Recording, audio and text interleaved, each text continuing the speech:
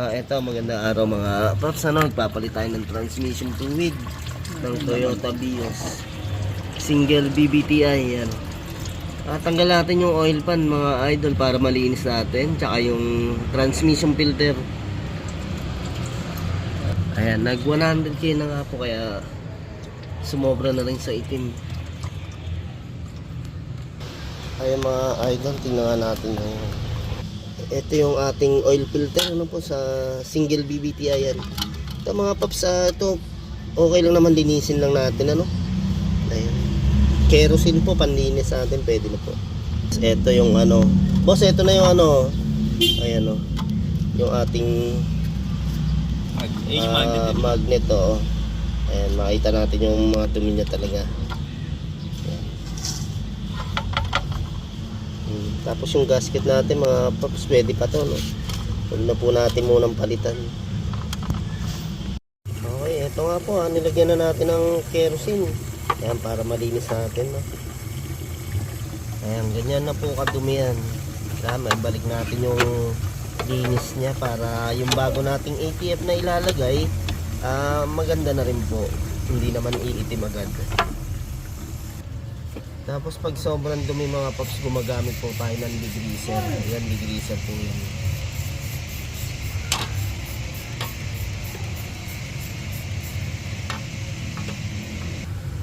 Okay mga paps, yan pwede naman po natin basahin tong filter natin na to Basta yung gandong klaseng filter lang po yung pa-screen.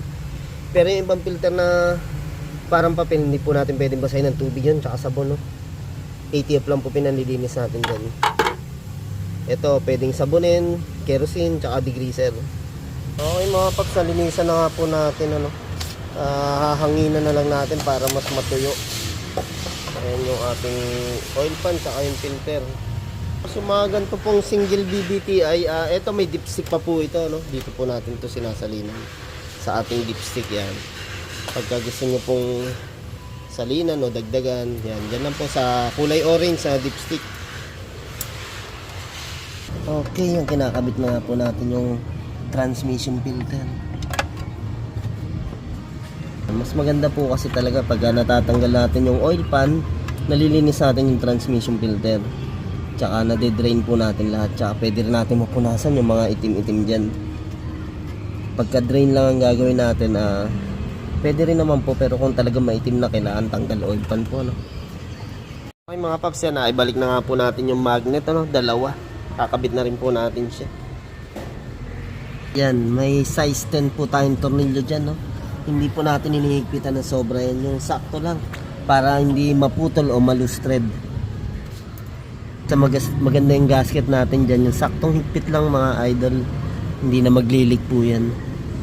Kaya idol, nagpapalit tayong transmission fluid. Tapos kasama nga natin si Idol Francis Askiko. Yan, thank you kay boss sa pagpasyal. Ayun, tas kasama si Ganda. Yan, kasama si Ganda, busy. Ayan, malapit na matapos mga idol. Okay mga paps, ito ginagamit natin sa single BBTI ATF Type T4. Ayan mga paps, bubuksan na nga natin. Hilahin lang natin yan. Ayan mga paps, salina na nga po natin. Okay, bali lalagyan muna natin siya ng 3.5 liters, tapos pa-start din po natin para masukat natin yung pinaka-level.